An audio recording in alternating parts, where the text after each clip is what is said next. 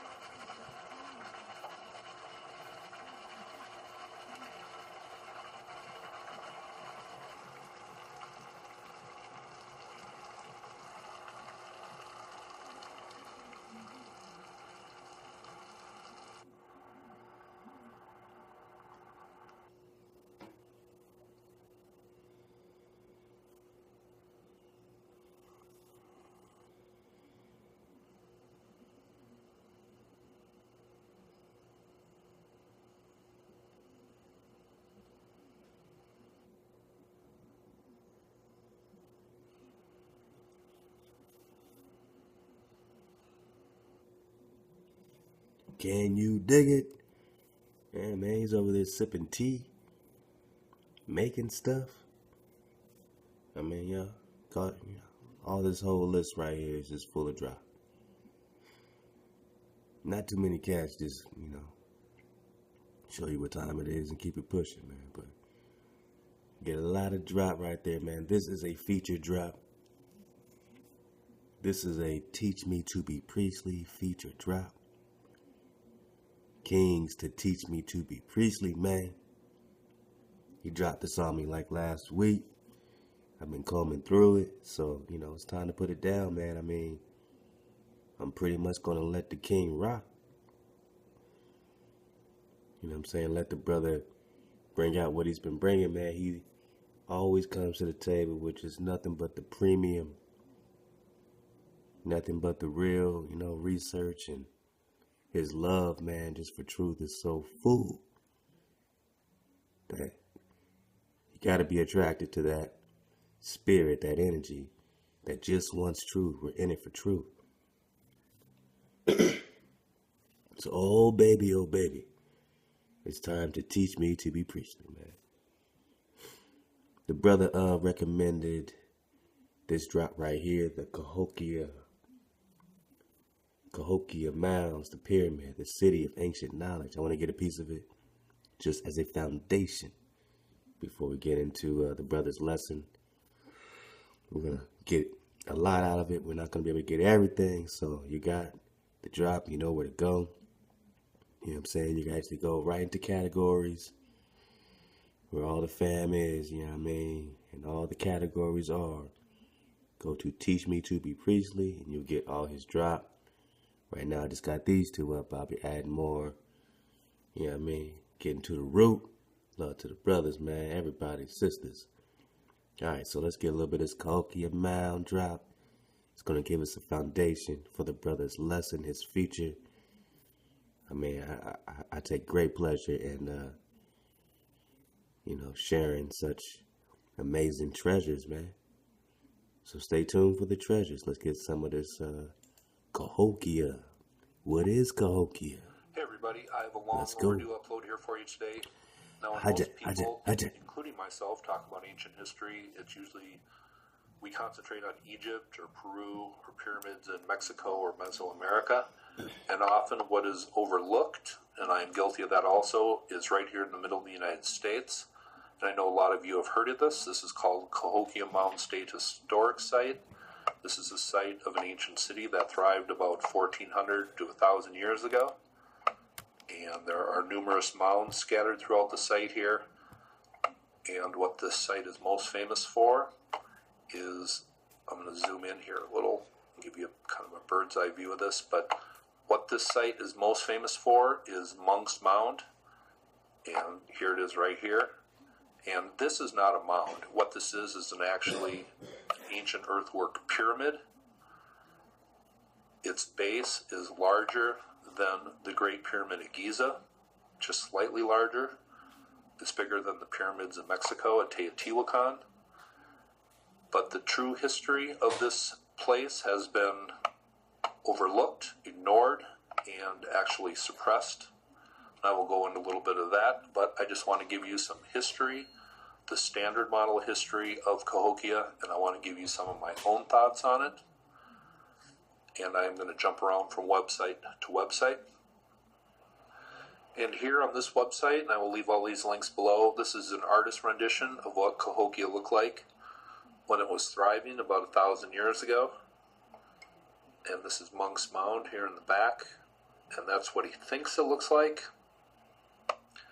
But I'm just going to read a little bit of the accepted history of Cahokia. It says, Cahokia Mound State Historic Site is located on the site of an ancient Native American city, roughly 600 to 1400 AD, situated directly across the Mississippi River from modern St. Louis. This historic park lies in southern Illinois between East St. Louis and Collinsville. The park covers 2,200 acres, or about 3.5 square miles, and contains about 80 mounds. But the ancient city was actually much larger. In its heyday, Cahokia covered about 6 square miles and included about 120 human-made earthen mounds in wide ranges of sizes, shapes, and functions. It says Cahokia was the largest and most influential urban settlement in the Mississippian culture, which developed advanced societies across much of what is now the southeastern United States, beginning more than 500 years before European contact. Cahokia's population at its peak in the 1200s was among the largest cities in the world, and its ancient population would not be surpassed by any city in the United States until the late 18th century. And I believe that was by Philadelphia. It says, today Cahokia Mounds is considered the largest and most complex archaeological site north of the great pre-Columbian cities in Mexico. And Cahokia was actually much larger. What we have in the state historic site is just a small main area of Cahokia. When East St. Louis was built, I guess they just plowed over many of these large mounds, and much of the city has been lost to urban development, which is really sad, and this happened about 100 years ago, I guess. But I guess ancient St. Louis was known as Mound City. Now, reading a little further on, it says this, and this is important. The mounds were later named after the Cahokia tribe, an historic Illini-Wek people living in the area when the first French explorers arrived in the 17th century. As this was centuries after Cahokia was abandoned by its original inhabitants, the Cahokia tribe was not necessarily descendants of the original Mississippian-era people. And this is just a common thing with ancient history. We have ancient sites with large construction built on them that are just attributed to the people that are living in the area, either at present day or back in the time when the site was named. This is the same way with Tiwanaku in Bolivia. It is some people credited to the Aymara Indians, and they say this place was in ruins when we got here. The Aztecs say the same thing about Teotihuacan. They say it was in ruins when we found it, and the Cahokia people just lived in this area around these ruins, and they had nothing to do with the building of this ancient city. So it's kind of screwed up that this place is named Cahokia because they had nothing to do with the original construction. Now, what's really confounding about this site is Monk's Mound and what it would have taken to build this mound. And this goes into that pretty well. It says this. The mound has the dimensions of 92 feet in height, 951 feet long, and 836 feet wide. Monk's Mound base covers about 14.4 acres and has a volume of about 21,551,623 cubic feet of soil. Other construction materials used in Monk's Mound include limestone slabs, bald cypress, and red cedar posts. Use of the limestone slabs in mound construction is important as a chronological marker indicating a late archaic construction somewhere between 3000 and 1000 BC. And that is speculation, but it's based on some common sense. It says construction materials for Monk's Mound included only colored soil that is not found in the surrounding alluvial floodplain. The location of origin of the colored soil used in the construction of Monk's Mound is now being researched. Soils were likely selected for their vivid color and brought in rafts or on foot from 100 miles away. Their blue, red, white, black, gray, brown, and orange soil colors were layered in varying thickness in areas throughout the mound's entire construction. Historian Rick Osmond stated the blue soil is very rare and is known to come from Clay County, Indiana, and white soil may be gypsum powder, which is found in northern Indiana. Red and orange soils come from southern Appalachian areas. The energy required to move 43.1 million baskets of earth a great distance to construct the mound is staggering. The population of Illinois is currently around 13 million people. That's in 2008. This means that each person that currently lives in Illinois would have to deposit 3.3 baskets of soil just to build a structure that approximates the size and weight of Monk's Mound. 50 pounds carried on your back is a difficult task and is impossible for everyone in Illinois. A lot of time would be required to deposit a volume of 21,551,623 cubic feet that composes Monk's Mound. If a population of citizens lined up with baskets and deposited one basket every minute, it would take 82 years to build Monk's Mound. If one basket was deposited every second, it would take 1.3658 years. If Cahokia's accepted population estimates are correct at 20,000 people at the peak of occupation, then each person would have to carry 2,155 baskets or 53.9 tons to complete the mound. The combined volume of the other mounds in the site is roughly equal to all the volume in Monk's Mound. That means it is safe to double these estimates to consider the entire work done at Cahokia Mounds. Now consider that thousands of mounds were built all over the country. The sheer workforce used to build these mounds is a feat that cannot be matched by any ancient culture throughout all the world. All things considered, Monk's Mound alone is a challenge to the 7 ancient wonders of the world. Now we're back on Google Earth, and this is a very important feature of Cahokia, I believe. And what was discovered here are ancient post holes, and they formed a perfect circle. I don't know if you can see that very well. I will show you a better picture of it here. But this is what Woodhenge looks like when it was reconstructed. Pay attention to the red cedar sticks. Oh, my brother teach me to be priestly is going to make you pay attention to the red cedar sticks. Understand this cedar, this reed, these wastelands, man. Love to the king, man. Love to the fam. Love to all the fam, Peru, those that are not afraid to surf the wave. It's all we talking about. Uncovering the drop. And it was definitely a celestial observatory of some sort.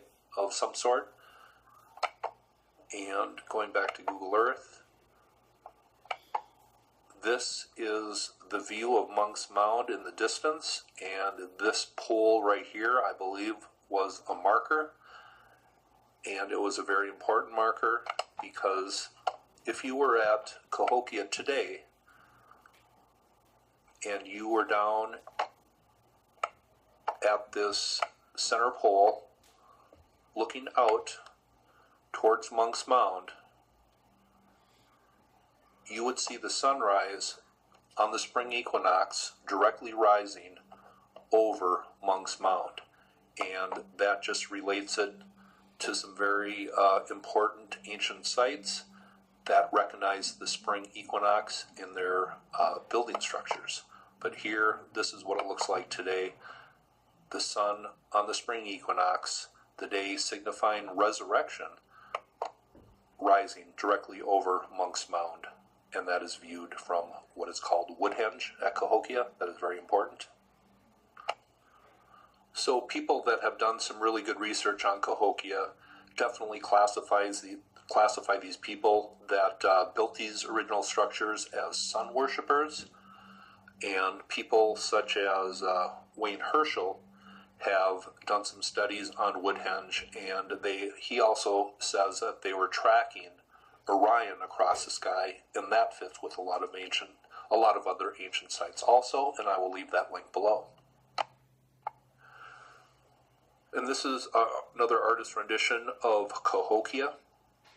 And what do we know about Cahokia? Well, first news and research of this ancient site that got back to Washington, D.C. was kind of suppressed. The Indian Removal Act had just been put into place, and Washington, D.C. and the U.S. government was much more interested in suppressing the great history of Native American people instead of glorifying it, so it was kind of swept under the rug. We know the city, pretty much the accepted dates of it really thriving are between 700 and 1200 AD, or current era. 700 and 1200 AD? Well, I don't know, man. I just can't help but think of Prester John. Maybe I got Prester John fever. But in the docs we were reading, it said that in 1203 is when the Genghis Khan, Zingis Cham situation happened, where Cham rode up on Khan, where Cham rode up on Hong Kong Prester John in 1203.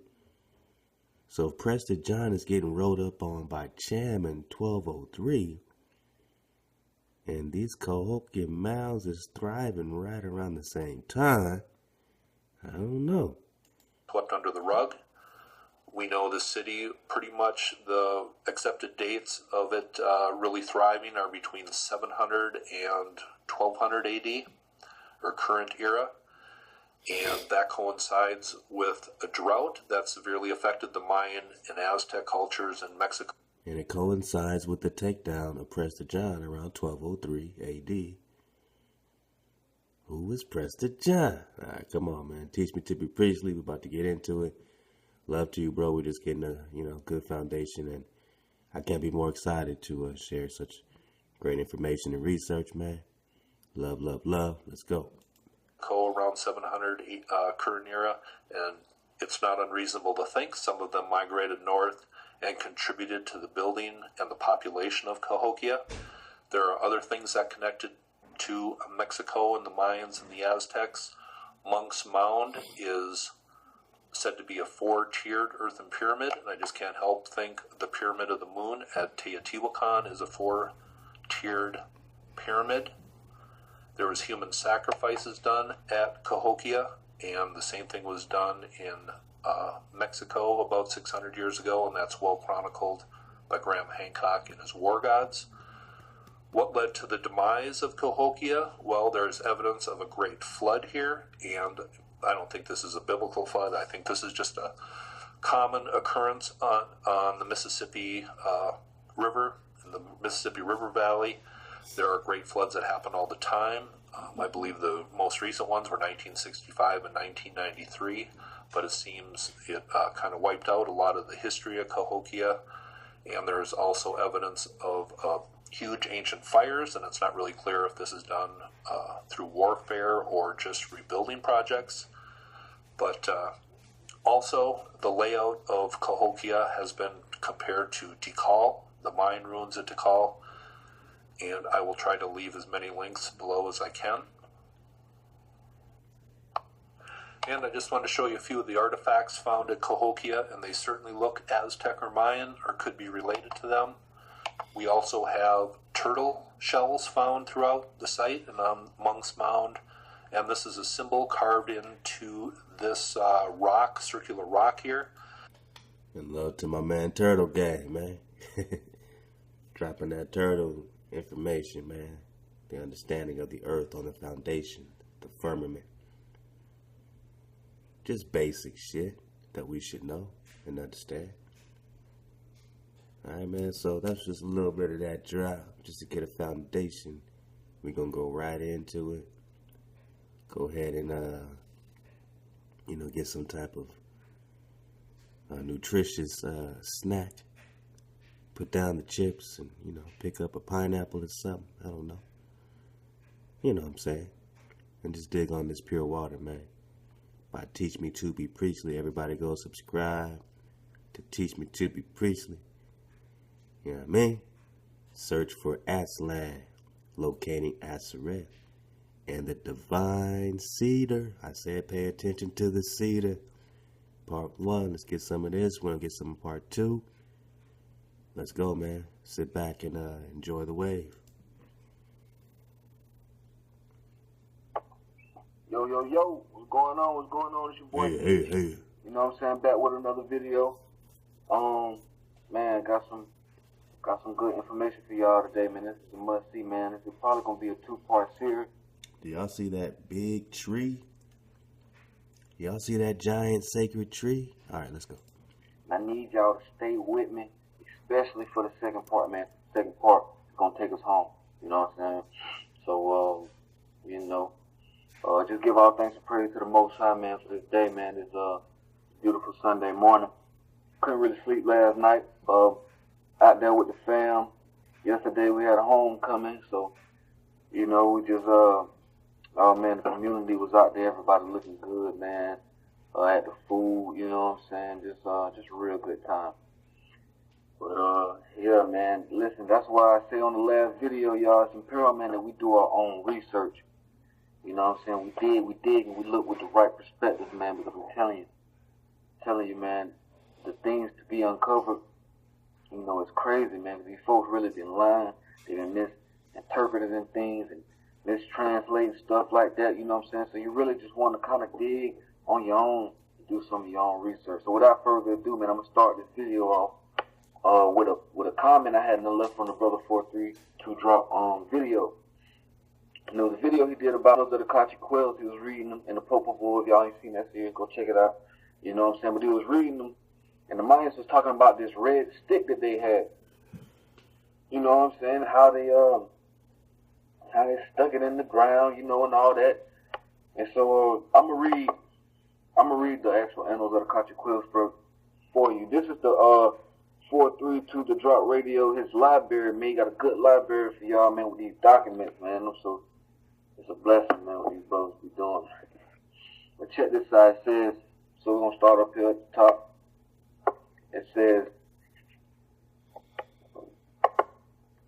computer acting slow, y'all. I got to bear with me. Ever since I've been trying to bring out this information, now they've been, you know what I'm saying, the computer been acting slow. You know what they got going on. You already know. Check this out. It says, then we arrived at the seacoast. There were gathered together the warriors of all the 7 villages at the sea. A great number perished, devoured by sorrow. There is no means of passing, nor is it told of any one who has passed the sea. All the warriors of the 7 villages, said all the warriors of the 7 villages, who will find means to pass the sea? In thee alone, my brother, in thee alone have we hope. Talking to this priest that's leading them, you know what I'm saying? Because these stories, man, that these Mayans wrote, you know, they got a lot of biblical narratives, you know what I'm saying? They correlate to a lot of biblical, you know, especially this is like an Exodus story, you know what I'm saying? So check this out. They say, we said to them, you may go on, you may be first. Who will find the means of crossing while we are here? All of us spoke thus and said, then all of them said, have pity on us, our brothers, since we are all stretched out on the shore of the ocean without seeing our hills and plains. Without seeing our hills and plains. Remember, because these people got a land contract to a certain land area. So they trying to get back to their land area, you know what I'm saying? Their land inheritance, their plains and hills and mountains, you know what I'm saying? So it says, as soon as we were asleep, we were conquered. We, the 2 oldest sons, we, the chiefs and guides of the warriors of the 7 villages, O my brother, would that we had passed and could see the burdens given to us by our mothers and fathers, O my brother. So they spoke. At that time, the Quiche nation had increased. Our ancestors, Gagavit and Zaptua, we said to them, we suffer also, our brother. We do not live stretched out on the shore of the ocean, where we cannot see our mountains where they are, where we cannot see our mountains where they are. As you say, O you warriors, you people of the 7 villages, we shall pass over at once. Thus we spoke, and soon all of them rejoiced. Now check this out. This is where it gets real. It says, now there was a red tree, our staff, which we had taken in passing the gate of Tulan, and therefore we are called the Kachi quail people. So they call the Kachi quail people for this red staff, this red tree they carry. Our son, said Gagavitz and Zaptua, the root of this, our staff, was pushed into the sand of the sea, and soon the sea was separated from the sand, and for this the red tree served, which we brought from Tulan. Soon the sand was a line, and we passed out, and it became wide above the sea and below the sea. Then all rejoiced, when they saw the sand in the sea, and many consulted together. There indeed is our hope. We must gather together on these first lands, they said. Here only can we arrange ourselves since leaving Tulan. Here only, you know what I'm saying, in their hills and plains and mountains can they establish themselves, because that is their inheritance, that's their land. So here only can, you know what I'm saying, they be established truly as a nation, or the nation that they are meant to be. You feel what I'm saying? So when I heard him read that, you know what I'm saying, the first thing that clicked in my mind was Baton Rouge. You know what I'm saying? I'm like, and that's what I commented. You know what I'm saying? Take it to the comments. You know, yeah, hold on. Yeah, so here's the comments I had left on the video. And it says, doesn't the name of Baton Rouge of Louisiana mean red stick? Because when the French arrived to that spot, they found a red stick stuck in the ground by the natives as a landmark. They were like, LOL, yes sir, bro, you got the drop for real. Let me know if you have drops on that. I was like, bro, I'm going to do some digging, and if I find anything, I'm going to hit your email. You know what I'm saying? Like King, bro. So, you know what I'm saying? And that's when I went on the hunt. Red stick, this red stab, this red tree, which is the red cedar, the Juniperus virginiana, something like that. This cedar tree, oh my God. Man, all praise to the Most High. There's something about this tree because with the knowledge of this tree, I was able to uncover a lot of stuff. I was able to, you know, come across some very interesting perspectives.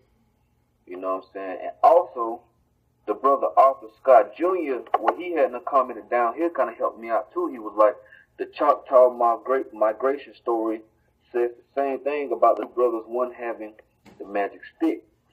So, let's go over here real quick. You came to the brother Arthur Scott Jr., you see how everything's building, man. So, I'm just, you know, grateful to be a part of the whole energy flow. And you can't even fake the funk, man. You can't fake when someone's truly genuine about the truth. When you're in it for the truth, you're not in it to be right. I don't care about being right. I don't care about being this. And I don't care about being that. I only want to find order. I only want to be. And when you are, you know that the truth has you surrounded. And if you're in it, then man, you can backstroke in that. Love to Arthur Scott, love to Teach Me, man. Beautiful job. Y'all subscribe to the brother's channel. Teach Me to Be Priestly. You dig?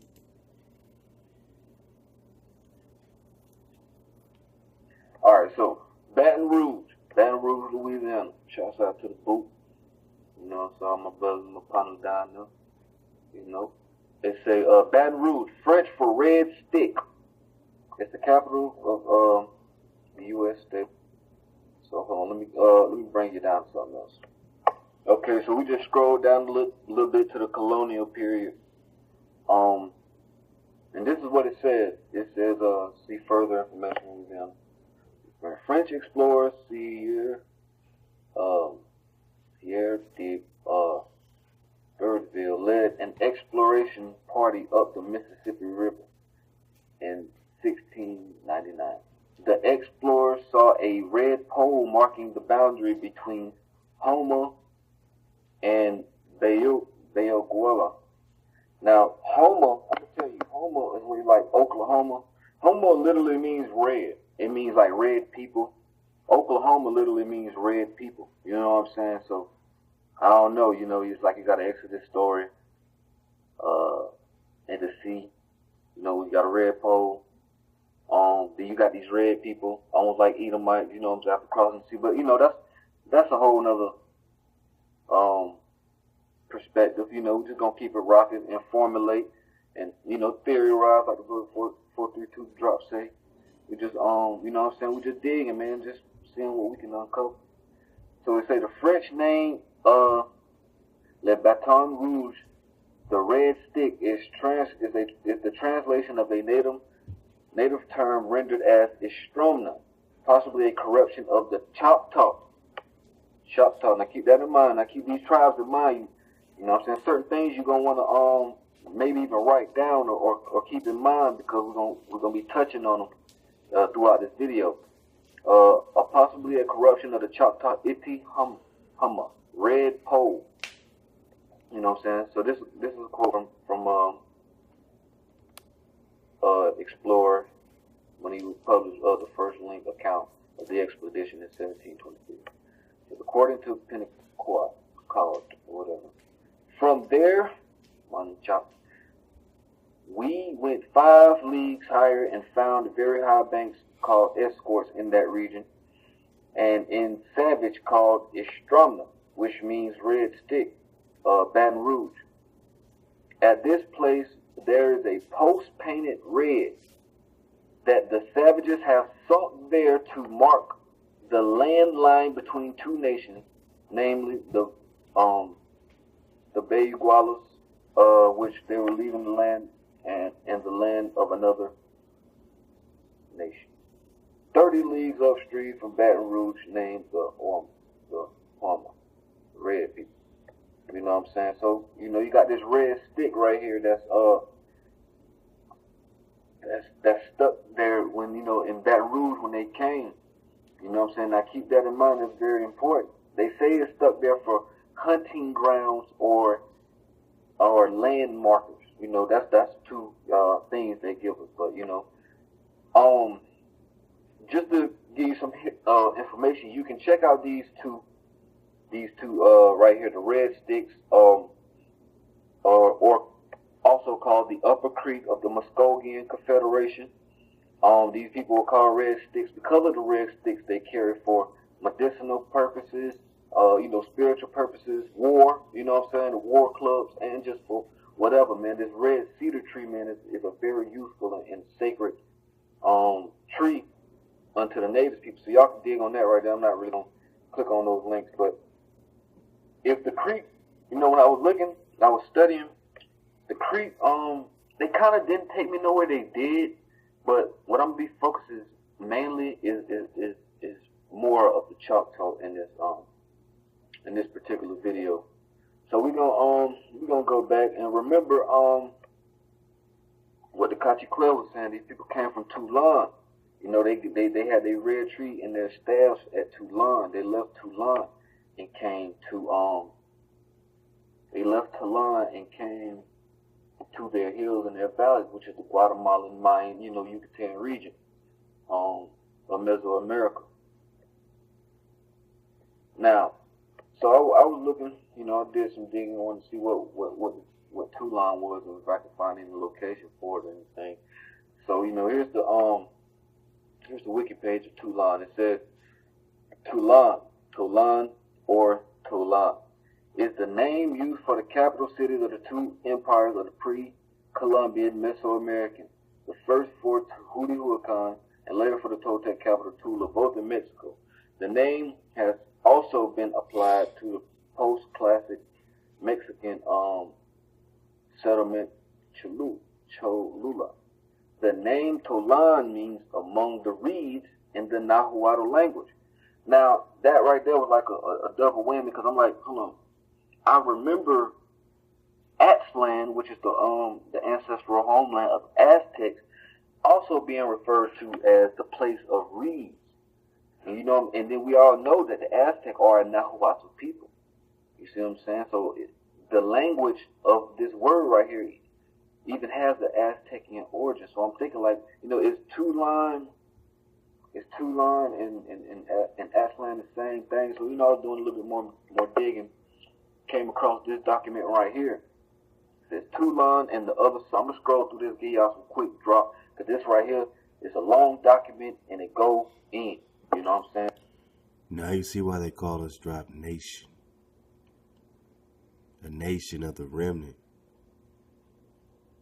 that got the drop, that deliver the drop. We don't charge for it. There ain't no debates. We just drop it. And we keep building because we're in search of all the babies in the bathwater, man. The brother's doing an amazing job, wouldn't you agree? Teach me to be priestly.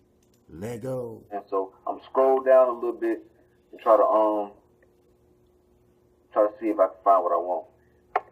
All right, check it out. So remember, the document was called Toulon, the Toulon across the sea, right? Because these people said they came from across the sea, you know. All right, so check this out. It says all the major colonial Quichean sources, the Papal Bull, Memorial de Sololá, the Tatula de Totanicapan, And several others are quite consistent in relating the Quiché nations, or more precisely the mythological founder.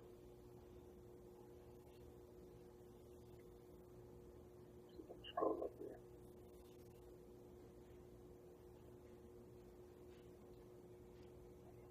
Mythological fathers originated somewhere across the sea.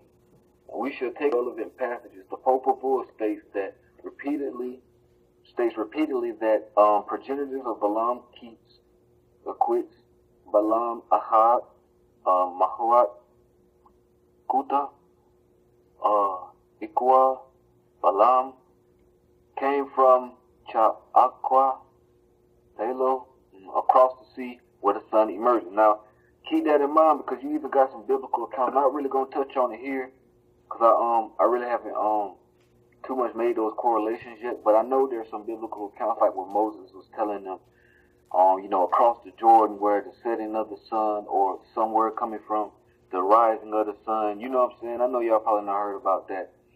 But so we're going to keep it moving. Because I'm going to tell you, the translations vary. In some places they say where the sun, they came from where the sun rises. In certain places they say they came from where the sun sets. So, you know what I'm saying? You really got to kind of, do a little deciphering or whatnot. So it says, where the sun emerges, that is, from the east. So let's go some little cliché. And said this, thus was the disappearance and end of Balaam, Keats, Balaam, Makab, Makua. They were the first people who came from across the sea, where the sun emerges. Anciently, they came here. They died in their old age. Those who were called bloodletters and sacrificers. They were sacrificed, So, saying earlier in the text, it describes how the first mothers and fathers and thus humankind were created in Paxil, Kayala, and how these people multiplied there where the sun emerges. Before they decided to leave the place and move to a mountain named Tulan, Suwa, or Zuva, you know what I'm saying, 7 caves or 7 canyons to obtain their gods. While the Papal Bull first clearly distinguishes the east as one location in Tulan, Suyu, Wakwa, Uku, Siwan, as another passage, a later passage refers to both places as a point of departure.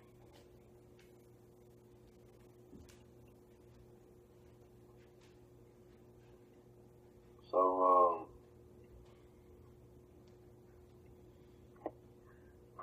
equally, the Titula di Totan merges Paxil and Tulan as a place of origin.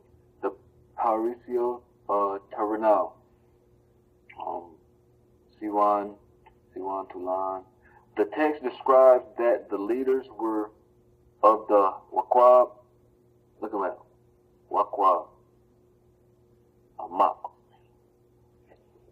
7 nations. Sound like Jake.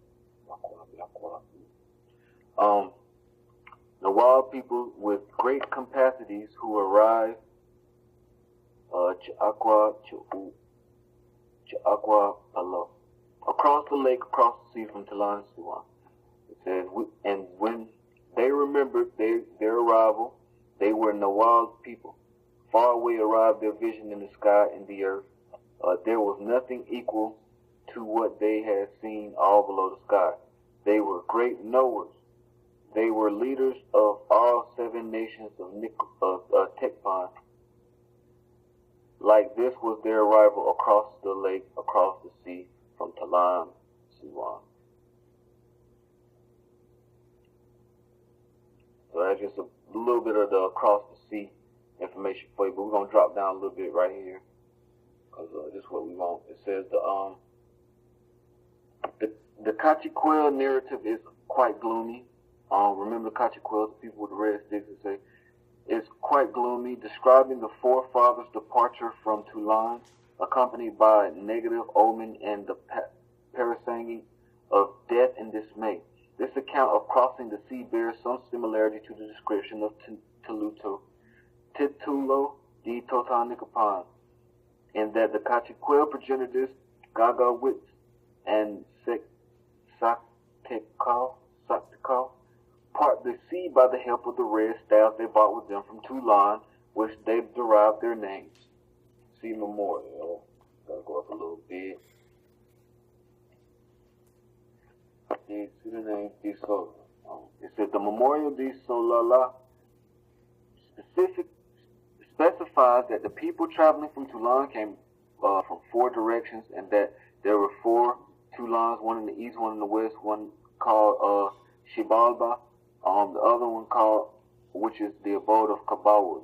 It says Zagawitz and Saktikal said it was 4 locations where the people came from Toulon. One in the east is one, another one in Xibalba, and another one there in the west.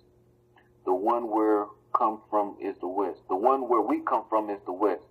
Another one is in Kabawa. The Memorial de Solata differs from the other sources, but mainly the Papal Bull in that relates that the Cachiquel progenitors came from Toulon across the sea from where the sun descends the west. See what I'm saying? See how it kind of differs from east to west? That's amazing. So that's just more validation that these melanated people are clearly saying they come from where the sun sets. They're coming from the west. Now we could pay attention to which lands popped up first out of the primordial waters. Did all the land pop up first after these deluges? Let's get some more. Let's get some more. I need some more. Let go. Sunrise, sun descend. It said, from the west we came from Toulon across the sea, where there is Toulon, where we were born and engendered by our mothers and our fathers. Okay, so a little bit more drop on the. I'm gonna read it because I think it's going to get into a little bit of biblical things. Now, it says Historia de los, whatever that name is, fuses the locations Wakwa Pit, Wakwa Siwan, 7 caves, 7 canyons. You know what I'm saying? And Akin Toulon, Azib Toulon, Southern Toulon, Riders Toulon, and the one single. And that document specifies the place of origin as Nagagi Palo, center midst of the sea. We shall come back to this further below. See that a little bit of It say in some sources the biblical account of origin is conflated with biblical concepts, which has given rise to assumptions that the entire myth of the origin of creation from the sources has been influenced by Christian ideology. Not that these people, they just, not that these people can be descendants of Israel themselves and they got the documents in the history and they know it. No, it's just that they had to be, influenced by Christian ideology. Even though some of these things was written for, Columbus and them even came. But anyways, it says, in this way, the Historia de Don Juan de Torres includes the biblical concept of Babylon in this description. From there we came, from the east, across the lake, across the sea. When they left, hold on one second, y'all. Let me take this phone. All right, we back. My bad. It say, from there they came, from the east, across the lake, across the sea. When they left, there as well, it is named Babylon. They came from Babylon. We all know, man. You got the Babylonian, Assyrian, Persian Empire was like 3 kingdoms in the same empire almost. You know what I'm saying? So, I don't know. And then when you think about the 7 caves, you know what I'm saying? I don't really know. This is up for speculation, but in reference to 7 caves and Babylon, in Revelations they talk about Babylon sitting on 7 waters, if I'm not mistaken, 7 mountains. So, I don't know if that's a possible correlation. We don't know. But let me see if there's anything else in here I want to get. Okay, a little more down in this document. Right here, I want to show you this again, more confirmation on it, meaning. It says the original meaning of Tolan in the face of cattail reeds. Place of cattail reeds. Let's go down a little bit.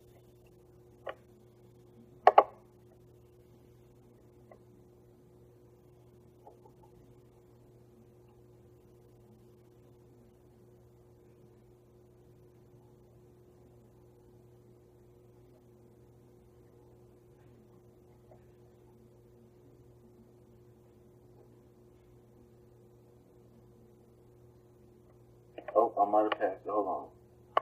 Alright, so check this out. Up here at the top, the Aztec sources. Hold on. Move that out the way.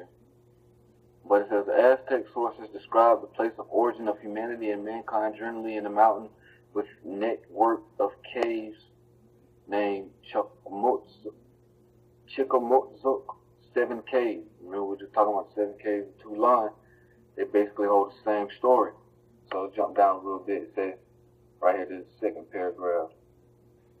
They say, we may, however, wonder whether the migration tales from the Guatemalan sources might indeed be an instance of mythological borrowing. In the Aztec tradition, the legendary place of departure is Aztlan.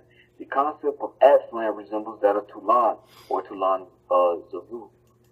Don't you notice that everything about you is either a mythology or legendary?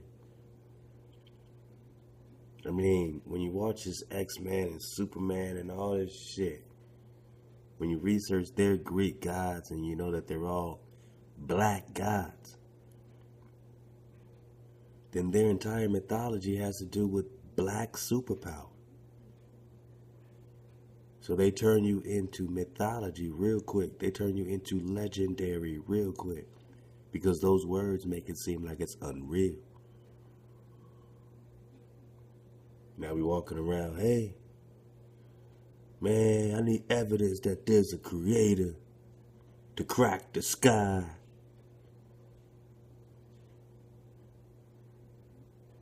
Shit. We done fallen a long way. We've been falling a long way. When you can't just look at your sacred trees no more as evidence. When you can't look at your rivers anymore as evidence that you have a creator. You can't look at yourself as evidence that you have a creator. Now that's just a tough task. Keep it going, keep it flowing, my bro.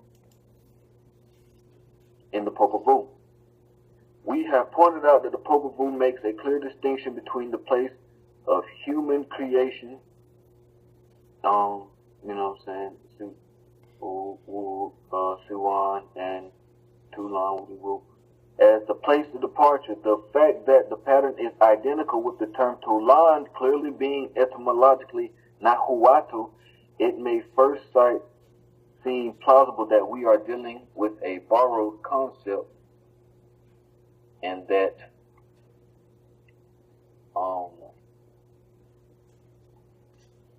Central Mexico is the origin of the migration myth. And the sources from the Aztec tradition, Tolan is a concept as mythological and intricate as in the Guatemalan sources, the paradise-like place of creation with abundance. Remember that word because it comes up a little bit. Where power and legitimacy are bestowed and as a place of allegedly historical episodes. So dig on that, you know what I'm saying? So basically once you do the research on these 2 places, you kind of see that Aztlan and Tolan are the same. Okay, pay attention. You know what I'm saying? Remember, Tolan means amongst the reeds. You know what I'm saying? So, like I said, let me take y'all back.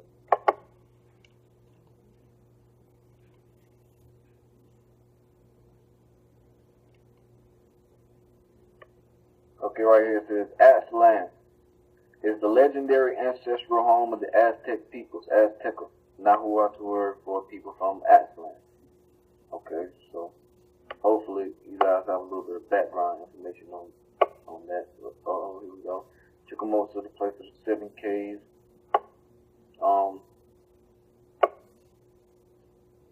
Let's go to etymology real quick. Okay, so the meaning of the name Aztlan is uncertain. One suggests meaning is the place of herons or the place of egress. So remember this now, the place of herons and the place of egress, the explanation given in whatever. But this is not possible under Nahuatl morphology. Place of egress would be Aztlan. And other proposed derivations include place of whiteness. Now, we got 3 different definitions for the place Aztlan or Tulan. You know what I'm saying? Their origin. We got 3 different places of what it means. It means the place of egrets, or the place of herons, place of egrets, place of herons, place of reeds, and place of whiteness. Now remember them 3. Write them 3, especially because in this first part we're gonna tackle herons and egrets, but in the second part the place of whiteness is gonna come in. Y'all gonna need to definitely catch that. So just remember that. So now check this out. This is some site on some Book of Mormon stuff. Ain't really too much on that, but it do got a couple of things I want to display. So you see right here is Tulan, and it says Tulan means bountiful. Remember that, bountiful and abundant. But what I really want, I'm gonna take you down here to the voyage. I'm gonna just get a little bit of this. It must have been difficult for them to leave Tulan. This choice area is described as abundant and bountiful. See what I mean? Abundant and bountiful, and launched out into the unknown. The ancient historians among the Maya Quiche wrote that the people wept in their chins because of their departure from Tulan. Their hearts mourned when they left. The Mayas say that the ancients also called the west landing site in the New World Tulan. The Maya Cachiquel historians of Guatemala wrote, from the west we came to Tulan from across the sea, and it was at Tulan where we arrived. So check this out. In 1950, Milton R. Hunter and Thomas Stewart Ferguson pointed out that some ancient Minorians said that their ancestors came from Tulan, bountiful, near Babylonia, and that they landed in the Americas at Tulan. You know what I'm saying? But we're going to see about that. But check that out, though. Near Babylonia. Oh, snap. Don't you love when they all snap you? You know, it's all good. Because it gives you a chance to say, love to hot mark. Man, we vibrating over here. Sometimes you just got to vibrate on them. Easy peasy. Wakey wakey. High mark got the drop. Yeah, man, there's so much drop from the King Teach Me to Be Priestly. He also dropped this on us. So, you know. Welcome to Swag Frequency. Welcome to Swag Frequency, man. At all times. Gotta wake your asses up. So, yo, we're gonna get some of this. We might do a part 2. But I just want to get a good survey of it this time. But let's keep going. Let's keep going. Before we go to part 2, we're gonna kind of just go from Yo, what's going? Let's get right in it. Translations of the names. Okay, so this right here is the website for the new theme park that they about to build, called Aztlan, Return to Aztlan. And this right here is Aztlan development, where what is the story behind the Aztlan theme park. So these will give you a little research on Aztlan, the theme, you know what I'm saying, the people, you know, and all that stuff like that. So I want to get right here to this little slasher they got, and I'm going to jump right here. It says, Aztlan means home of the snowy egrets or the place of whiteness, the snowy egrets and white. Remember that? We got them egrets, them herons, them reeds, and whiteness. Right, the place of whiteness, the snowy egrets or the white herons are a frequent symbol of the Aztecs. Now we go down a little bit more. I'm going to give you some information on the Aztecs, but check this out. The documentary In Search of Aztlan confirms this information and more through a series of interviews. One of the interviews is of Dr. Carlos, An Origin in the West, and my research traced them back to possibly West Mexico. Yet one Creek Indian tribe had a completely different migration legend. The Hitchiti Creek migration legend placed them in the Lake Okeechobee area after having arrived on the Florida coast from a place of reeds. Now, in that interview I was just telling you about, Mayans in Georgia, the dude, he claims to be Creek. He sounds, he's probably Caucasian. The Caucasians really tend to gravitate to any little piece of culture that they have and claim it. But we all trying to find ourselves. So, but he states, that Creek, the Itzite Creek, have an abundant amount of correlations with the Itzamite. You know what I'm saying? So, dig on that. He said, in the Mayan language, place of reeds is a metaphor for a large city. Thus, we have a legend that places a southeastern tribe at the scene of the crime, arriving by boat from a place of reeds. A known Mayan euphemism for a city. Again, the evidence suggests a Mayan origin. If the Hitchiti were in fact related to the Mayans, there should be some linguistic evidence. I found one such connection on my first try. I knew one Mayan phrase off the top of my head, Chichen Itza. It's a great Mayan city in the Yucatan. I know that Chichen meant mouth of the whale. And Mayan with chi meaning mouth and chin meaning whale. I consulted a Hitchiti English dictionary and to my amazement discovered that chi also meant mouth and in Hitchiti and chani meant whale. Thus chichani meant mouth of the whale in Hitchiti. Look at that. I would later go on to find many more similarities. So that's just that. So again, we got this place of reeds. You know what I'm saying? We got this place of reeds right here with these people stating their origins and where they come from.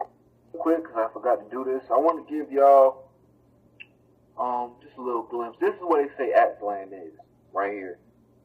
Right? This little southwestern area. But because right here, now, what people got to remember too, the Mississippi River is actually in Louisiana. You know what I'm saying? So when you get Mississippians, don't just think, Mississippi. Of course, you got the whole, southeastern, Midwest area being the Mississippian mound of cultures, places of dwelling. But at the same time, remember, we got the stick right here in Louisiana. We're looking for reeds, we're looking for wetlands, places where such and such. Let me see what's something else I wanted to grab for y'all. Oh, right here, I got this little site up for you. You can see Louisiana top 10 wetlands. Hold on, man, slow. Okay, so you got the Louisiana top lands. You see these wetlands right here coming off from the Mississippi River. Now, I'm going to tell you, it's kind of funny because remember how the Mayans, they talking about crossing this sea, and it kind of sounds like, them living in captivity, and it sounds like the Moses story. But, I also heard some people refer to the Red Sea. It was actually called the Reed Sea. You know what I'm saying? So, and, right, just a little perspective, something to look at. You got Louisiana right here with its wet land, its reed land, right next to Gulf of Mexico. You know what I'm saying? Reeds all around it. So very interesting, man. Red Sea, Reed Sea, Red Sea, Reed, wetland. Where are you going, my brother? Wherever you are, we are there. Let's go. You got Israelites crossing the Gulf of Mexico. So, the Atchafalaya basin, that's one of the richest, basins in the country. So,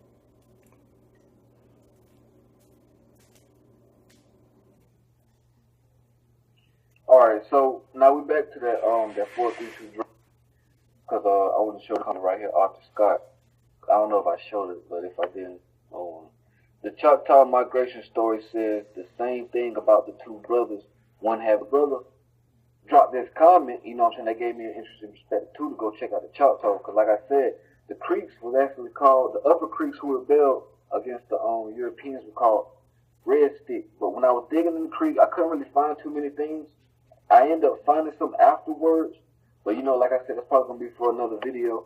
But I want to check out these Choctaw real quick, man, because these Choctaw Indians are gonna take.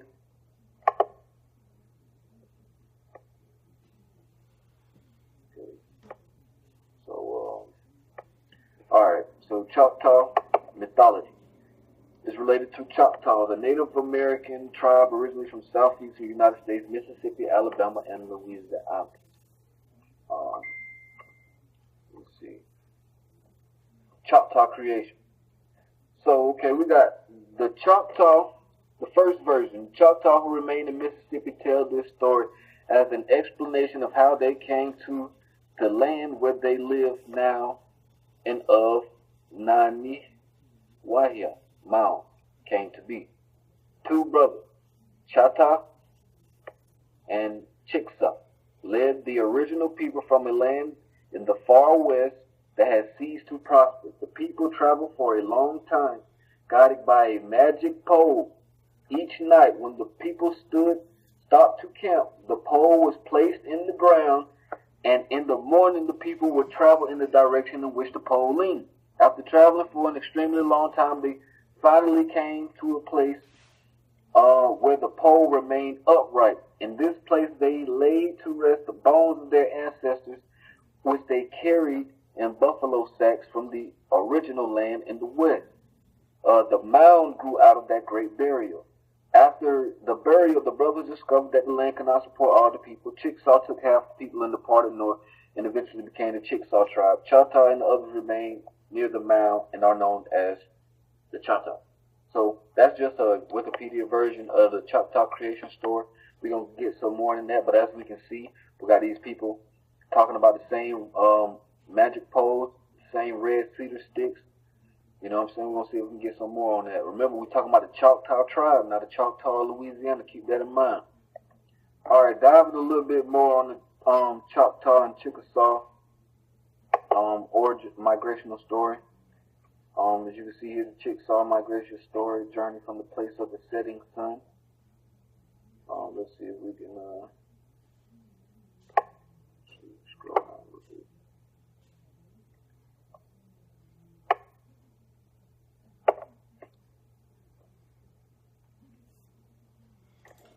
And just again, notice the place of the setting sun. And it's very interesting how you can flip that. Very interesting how it can be flipped to rising sun, setting sun. Let's keep going. A couple more minutes. We're going to go to part 2. Good. And just flow out. All right, so scroll down a little bit. It says right here, the Chickasaw migration story tells us that before the Choctaw and Chickasaw were two different tribes, they were one entity led by two brothers, Choctaw and Chickasaw. Now remember, in the Annals of the Kachi Quills, it was the two chiefs that was leading the Mayans. You had Gagawitz and Zatua. So I'm just gonna keep going. After experiencing many years of war with the powerful enemy, two brothers decided it was time to travel to different lands and have peace once again. The tribe was then split in two groups, each led by one of the brothers. Choctaw and Chickasaw led their people from the direction of the setting of the sun, The brothers brought along a divine long pole, the Kota Falea, And each night they would place the pole in the ground. Upon walking in the morning, Choctaw and Chickasaw would look at which way it was leaning, and in that and that would be the direction they traveled on the day. If the pole in the ground was standing straight up and not leaning, then that was the place where they were supposed to settle and found their new homeland. For weeks, months, and years they journeyed, and yet the pole was found leaning east every morning, indicating their journey was not complete. One morning they awoke. You know, this is almost like a showing of signs. You know what I'm saying? So just keep that in mind too. One morning they awoke and the pole was swinging back and forth, which never happened before. When the swinging stopped, the two brothers could not agree on its position. Choctaw believed it was standing straight, and that they had found their new home. Chickasaw did not agree that the pole was standing straight and felt as though the journey should continue.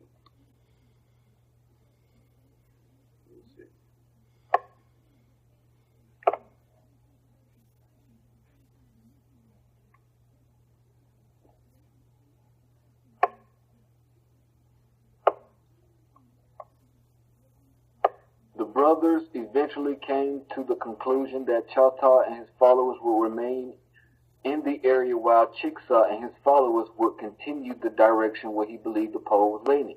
Chickasaw continued until it stood again, and from then the followers of Choctaw were known as Choctaw, and the followers of Chickasaw were known as Chickasaw.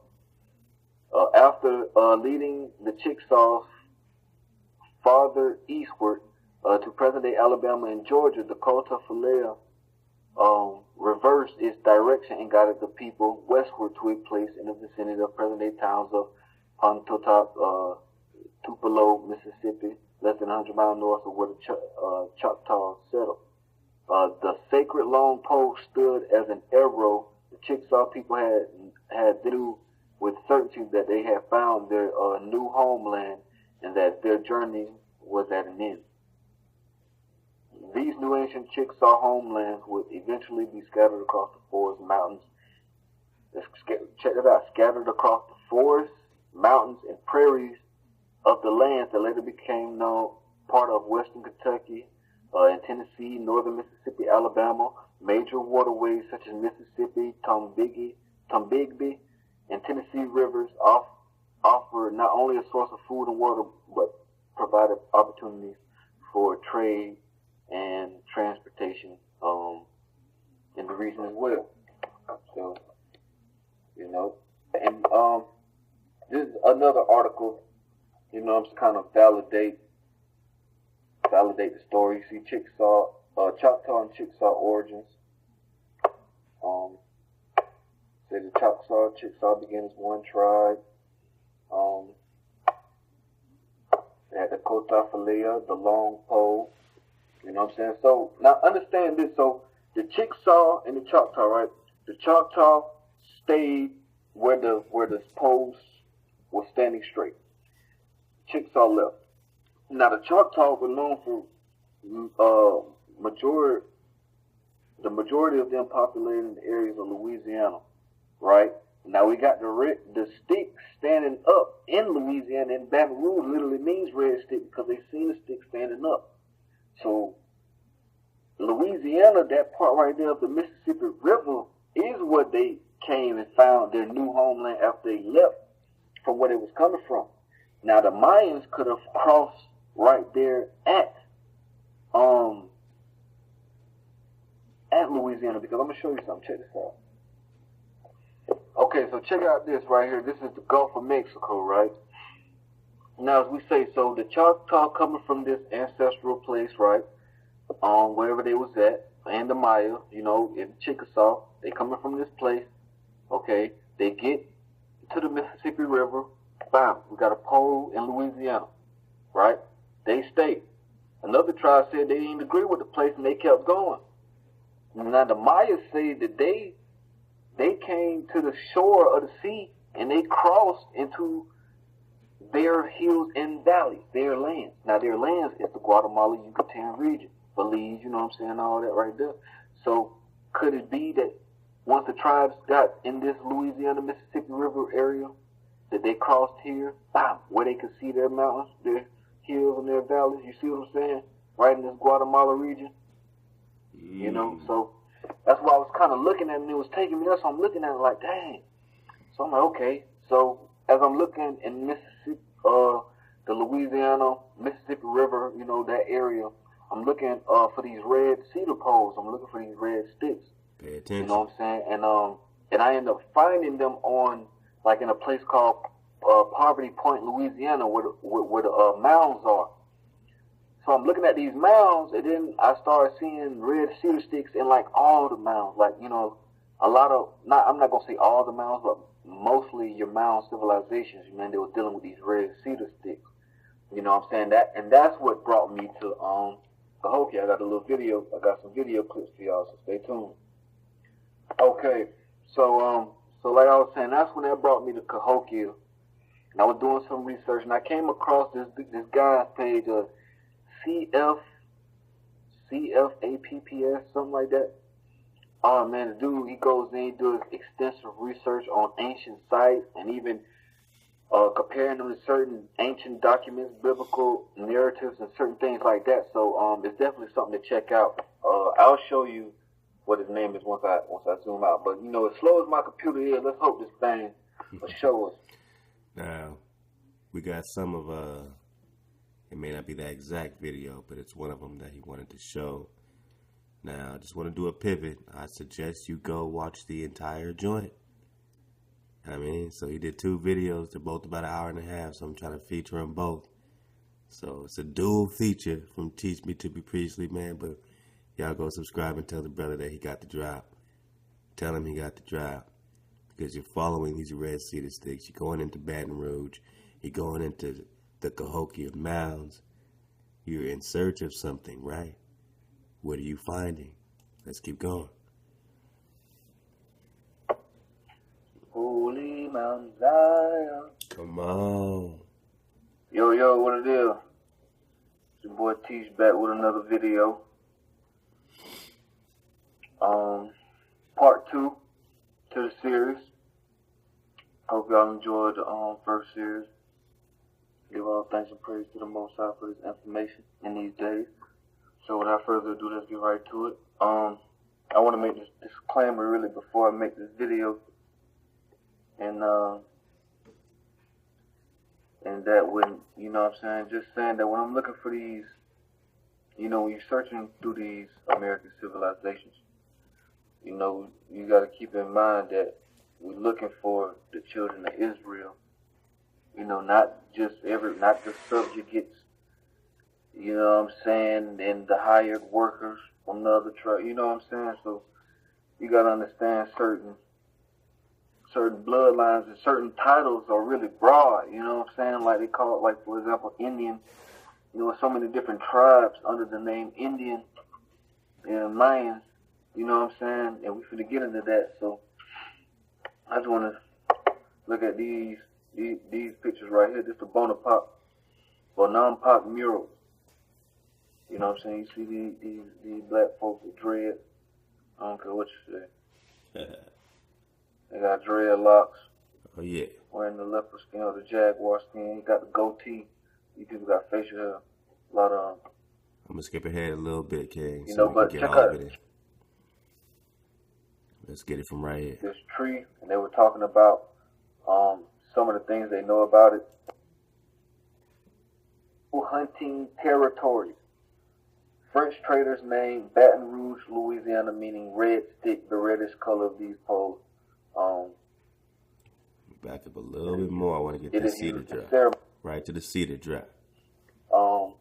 Is a species of juniper native to eastern North America from southeastern Canada to the Gulf of Mexico. Now keep that region right there in mind.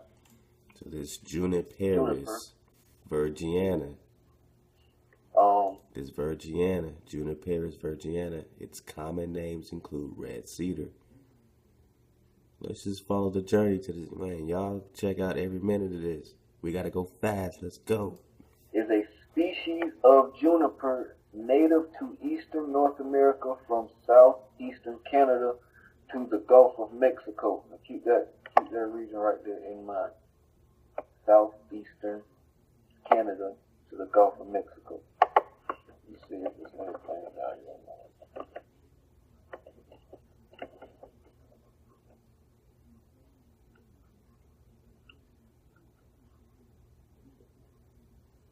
Okay, now, right here for uses. It says the fine-grained, soft, brittle, pinkish to brownish hardwood is fragrant, very light, very durable, even in contact with soil. Because of its rot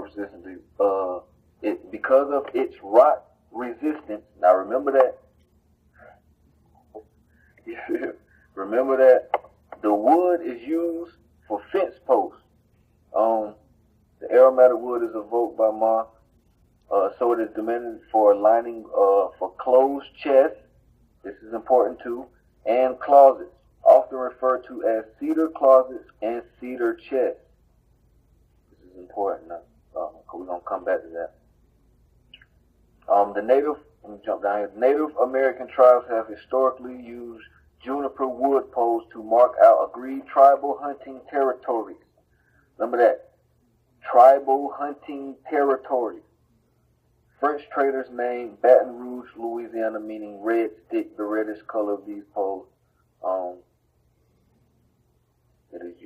It is used in ceremonies by many nations. Among many Native American cultures, the smoke of burnt cedar is used to drive away evil spirits prior to conducting a ceremony such as healing ceremony.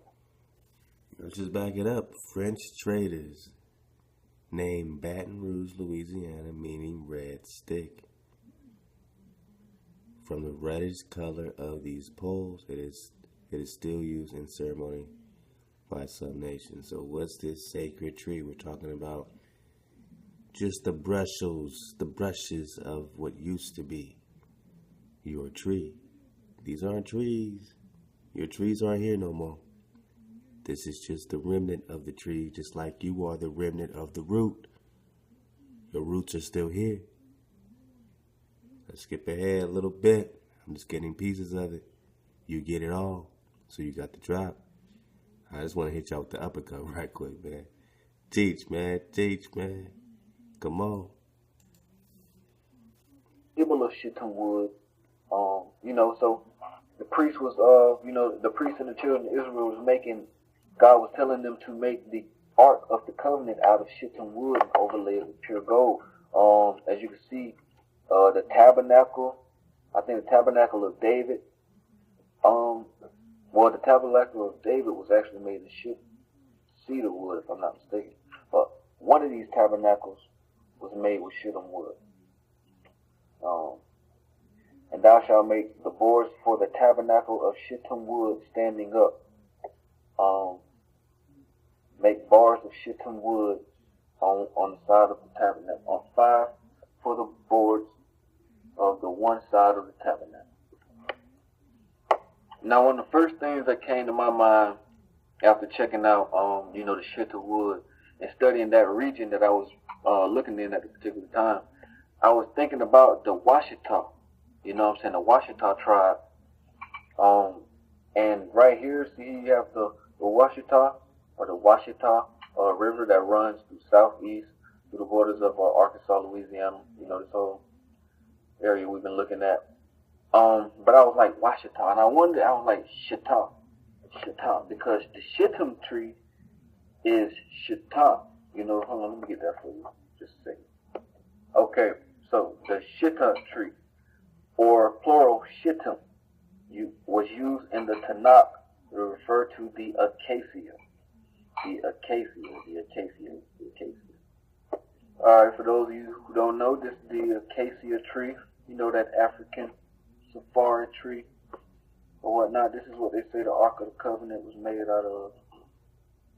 Not debating that, but we just searching, we just trying to see what we can find. So go back over here. Say the shittim tree, the wild acacia. It says the ancient shittim, chloroform shittim, of which the tabernacle was made. So, that's what they say shittim wood is. But, you know, I kept digging, and the Most High was just showing some things to me, and so I'm gonna show you what I was looking at. So back to what I was saying. So it made me think about Washita, and it made me think about the last part of their name, Shita. And but I really couldn't find too much. But from the Washita River, I was able to find a translation of the name. Let me see if I can get it for you. And Washita, an Indian word meaning good hunting ground. Good hunting grounds.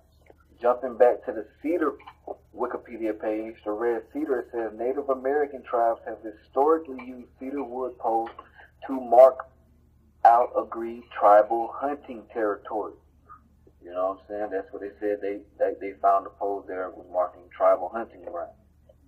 So the name Washita means good hunting ground, and they marked the hunting grounds with the cedar wood, and their name is Washita. So that kind of got me thinking. Alright, so we take y'all over here to the East Ward. We're going to dig in the Britain Septuagint.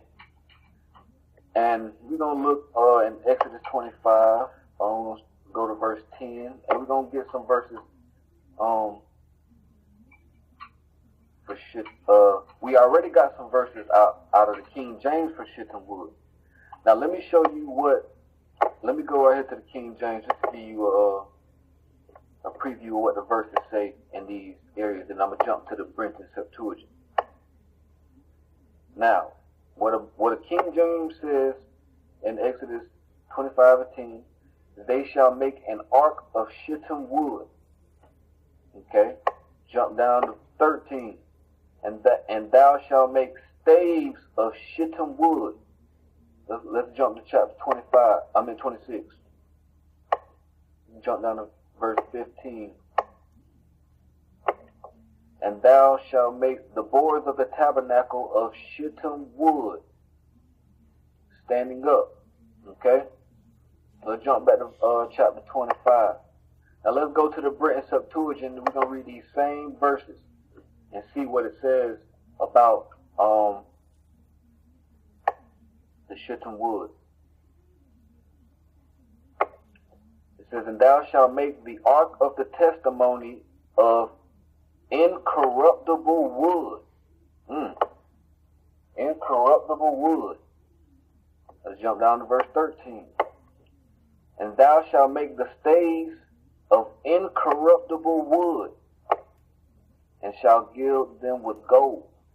Let's jump to verse chapter 26.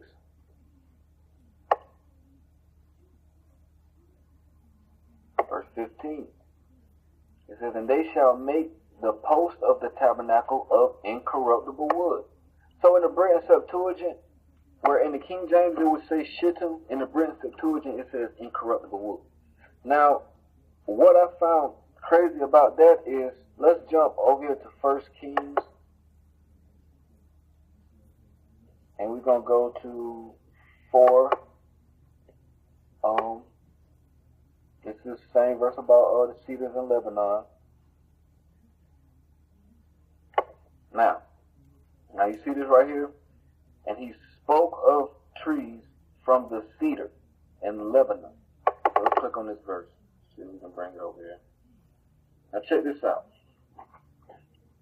The word Aria, you catch some of that, but I want to jump down right here.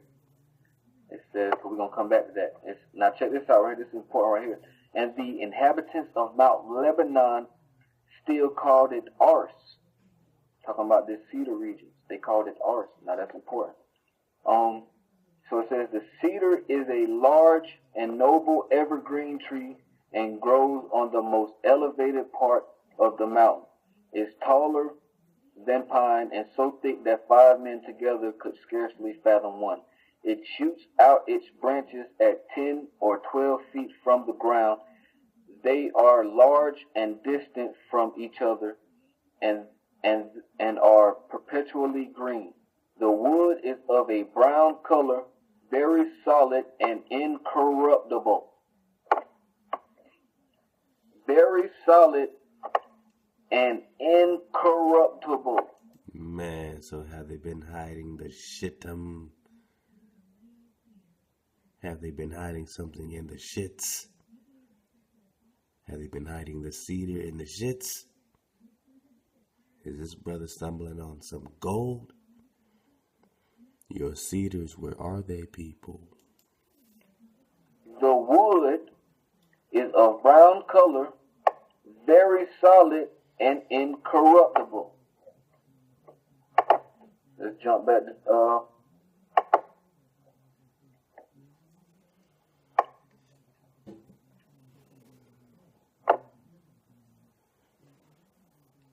and thou shalt make the staves of incorruptible wood. Okay, we're going to jump back to the Cedar page of Wikipedia, that Juniperus virginiana. Check out what it says right here. Remember, the fine grain, soft, brittle, pinkish to brownish red heartwood is fragrant, very light, and very durable, even in contact with soil. Now that's important as well. But check this out. Because of its rot resistance, the wood is used for fence posts. So cedar is no doubt a very incorruptible wood. You know what I'm saying? So I was just looking, I'm just like, well, dang. Is they lying to us or what's going on? So I kept digging and we're gonna do this. Yeah, man. So as you can see, man, it's getting a little crazy, man. The information is getting a little crazy. So I went, digging because I know, okay, I'm like, well, I know the Bible does make a reference to cedar and shittim. So there is a differentiation. You know what I'm saying? Like in some places it might say it at the same time. So I came across this verse right here in Isaiah 41, chapter 41, verse 19. This is the King James Version. It says, I will plant in the wilderness the cedar, the shittim. See, there you go. You got both of them right there. It says, I will plant in the wilderness the cedar, the shittim tree, the myrtle tree, and the oil tree. And I will set in the desert the fir tree and the pine tree and the box tree together. Now let's see what the Britain Septuagint says in the same verse.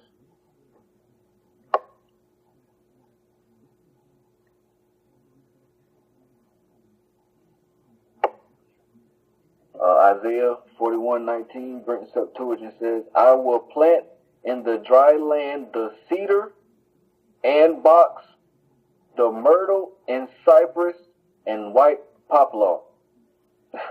So as we can see, shittim is nowhere in the picture.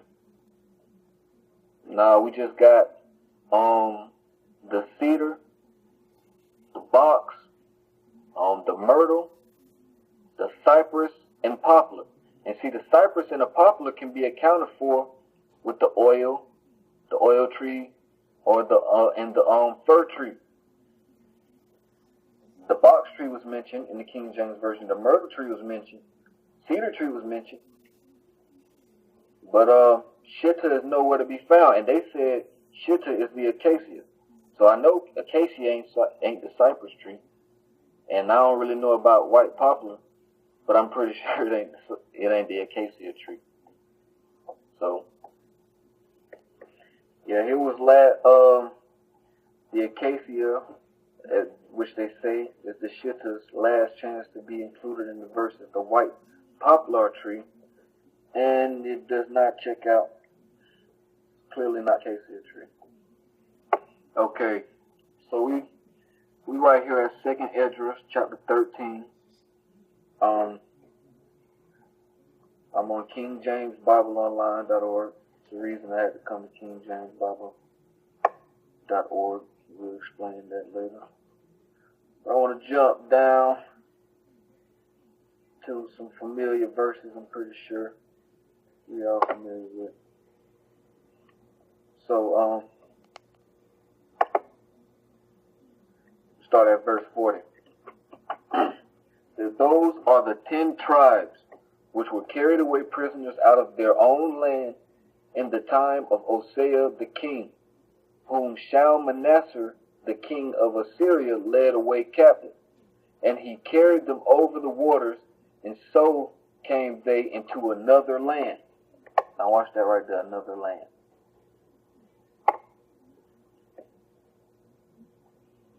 Okay. But they took this counsel amongst themselves, that they would leave the multitude of the heathen and go forth into a further country which never mankind dwelt, that they might keep their statutes which they never kept in their own land. And they entered the Euphrates by the narrow passages of the river. For the Most High then showed signs for them, and held still the flood till they were passed over. We've got like another little exodus, crossing the river. You know what I'm saying? So it says, for through that country there was a great way to go. Now I say through that country, not on the boats in the water sailing from the Persian Gulf around the whole African coast all the way up to the Americas. They say once they passed over the Euphrates, they got it back on land, and say through that country there was a great way to go, namely of a year and a half. And the same region is called Arsareth. So we finna dig on that Arsareth. Okay, so we're gonna Google Arsareth, and this is the definition that they give us, and basically everywhere it's gonna give you. This is the Jewish Encyclopedia.com.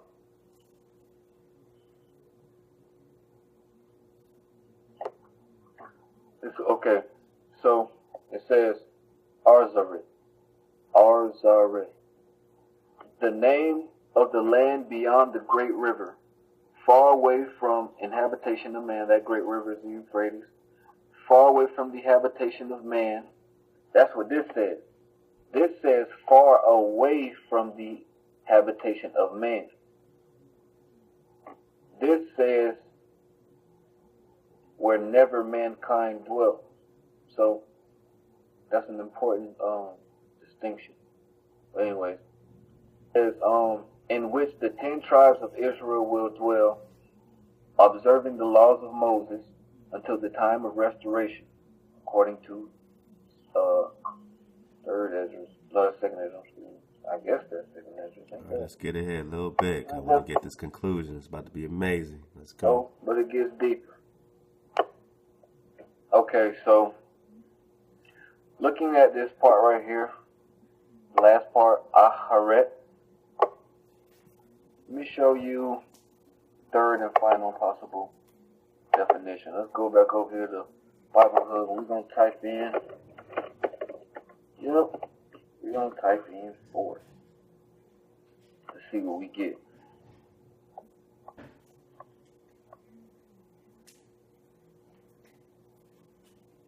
Let's see, we'll be on the Hebrew side. Forest, what's that? What? Jerry? Click on that. Now look at this. Charet. You see? It got the het right there. Charet. A forest in Judah. A forest in Judah. The location there. Charet. Look at that. Charet. Charet means forest. Well, let's go back. Check out the word. Charet. Pay attention. Means forest. So, could the name, the biblical land of Arsareth, be possibly Ahareth, the cedar forest, a land of cedar forest, or cedar land, or cedar trees? I don't know. But we give all thanks and praise to the Most High, man, for this information in these cedar trees. Hey. Yeah. We got Arzah, or Arez, cedar tree, forest, Hareth, Azah, Red, Arez, Hareth, cedar, forest, cedar tree, cedar land. Now that's also funny because I know you can see two distinctive names in this series. And both of those names are Aztlan and Arsareth. And both of these lands are a land in which the 10 northern tribes of Israel would be in before they be in their own hills and valleys. Because when we go back to 2nd Ezra, what the Most High tells us. Now, back in 2nd Ezra, where we got the only place in really the biblical, I guess, narrative you get the word Arsareth, the next verse down says, then there, it says, then dwell they there until the latter time, and now they shall begin to come. The highest shall stay the springs of the stream again. So you can hold the waters for them to cross it again, right? And across it already to get to Azareth. You can hold it to cross it again to get back into their own lands. So it says you can hold the streams again that they may go through. Therefore sawest thou the multitude of peace. So now, as we know, based upon some information, like I remember the brother from Let Us Find the Truth, he had the Paradise City. I think, if I'm not mistaken, was that his channel? I think it was. He had a video called Paradise City, and it was telling you about what the explorers, the Bernal Diaz journey, his journal. It was telling you about what they seen when they came to the Aztec lands and the Mayan lands and stuff like that. So these people were rocking out in the Incas and stuff in their holy cities in their holy land. Like the Mayas say, we came from the place of the Cedar to our hills and valleys, which is the Guatemala region. So could it be possible that the 10 tribes of Israel left Assyrian captivity and went to a place of cedar forests and cedar trees? Because one thing we got to understand about these cedar trees is what? Remember? What else was tied to them cedar trees? Lebanon. And remember what we got for Lebanon? So we got from the cedar tree that is in Lebanon. So cedar is associated with Lebanon. What do we get from Lebanon? We got whiteness. Lebanon means whiteness. What also means whiteness? Aztlan means whiteness. So whiteness. So this Aztlan place is a place of heron and reeds, in which we've tackled. Yeah, let's get to the last conclusion. I find that to be no coincidence, but right here it says, God is my oath. Land, and what we find is in Aztlan be the possible location of Arsareth, because we're talking about Northern Kingdom Israelites leaving captivity, dwelling somewhere, and then leaving that and coming back into their own lands. You know what I'm saying? So I want to show you these regions of the Cahokia, or the mound civilization, the Mississippian culture. Their mounds again, remember, stretching into southern Canada. Right? Okay, I'm sorry, I must interject because I forgot something. Check this out. I ran across this. This place is called Libby, Montana. Libby. That kind of, I'm like, Libby? No, I'm looking for Lebanon, a place of cedar and white top mountains. And we got a place here in Montana called Libby. Libby, Montana. Oh, but now, check this out. Okay, now the name Libby means, see, the sources I've seen when I first checked this out. Right here. We almost got 2 minutes left. 2 minutes left.